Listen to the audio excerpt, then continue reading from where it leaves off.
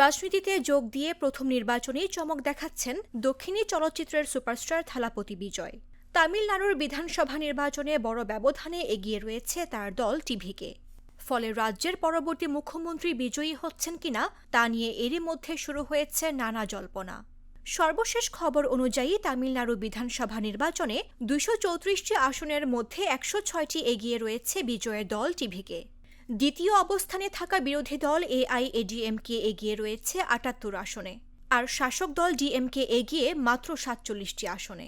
দুটি আসনে এগিয়ে রয়েছে অন্য প্রার্থীরা। রাজ্যে ক্ষমতায় যেতে দরকার ১১৮টি আসন। সেক্ষেত্রে বিজয়ের দল যদি একক সংখ্যাগরিষ্ঠতা না পায়, তবে এআইডিএমকের সঙ্গে জোট বাঁধতে পারে বলে গুঞ্জন শুরু হয়েছে। সেটি হলে প্রধান শরিকের নেতা হওয়ায় মুখ্যমন্ত্রী হওয়ার দৌড়ে এগিয়ে থাকবেন থালাপতি বিজয়।